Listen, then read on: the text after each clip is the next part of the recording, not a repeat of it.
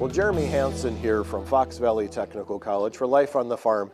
And joining me today is Dr. Adam Kroll. Adam, thank you so much for your time today. First of all, could you describe what you do? Yeah, so I am a nutritionist with Pioneer.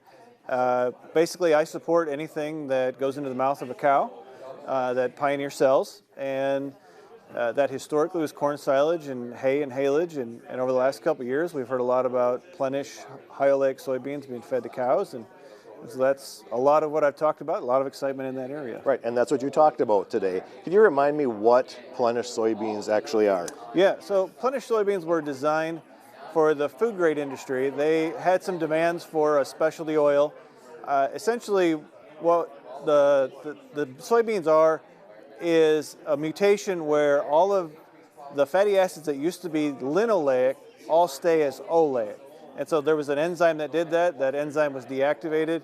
And so now we have what we call a high oleic soybean, but it's twofold. It's higher oleic fatty acids, but less linoleic fatty acids. Right. And the real benefit is feeding to dairy cows. And you gave a wonderful description on when feeding fat and the effects on milk fat. Can you just summarize that?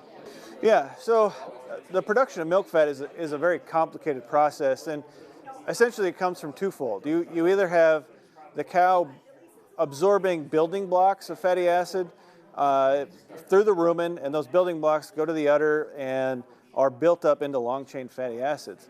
The other way is the full-chain fatty acids make it through the rumen to the small intestines, get absorbed, and they get directly put into the cow's milk. And the cool thing about Plenish is it affects both ways. It can improve both sides of the equation in dairy cattle rations. Right.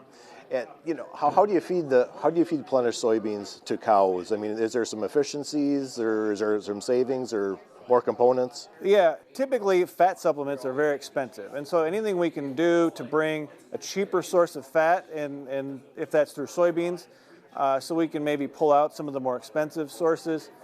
The other thing is, if we can feed these in a way that cow increases the milk fat production, then both of those can lead to increased profitability from the dairy, whether it's a cheaper ration or a higher level of milk fat. And what's the best way to feed Plenish soybeans? You have to process them in some way, shape, or form, correct? Yeah. And so there's two ways that farms are feeding them. One is feeding whole beans, so we call it full-fat soybean. It has all of the fat still in it. And those beans need to be roasted, whether that's on farm, a mobile roaster, or a facility that roasts, and then it would need to be ground to be fed as a full-fat product. Another option, and it's an option in this part of Wisconsin, is there are crush plants who take some of the oil out and sell that as a premium product, but they leave about a third of the oil still in the soybean meal, and if that oil is the high oleic oil, that feed additive is very valuable for feeding as well. Right.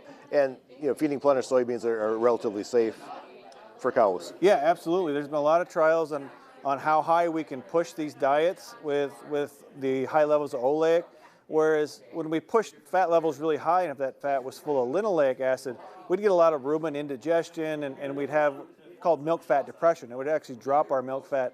With these high oleic soybeans, we've fed them at very high levels.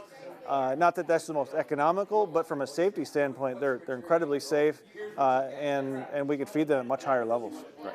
Adam, I could talk to you all day about this, but thank you so much for your time today. This fascinating topic today. Absolutely. So, for Life on the Farm, I'm Jeremy Hansen.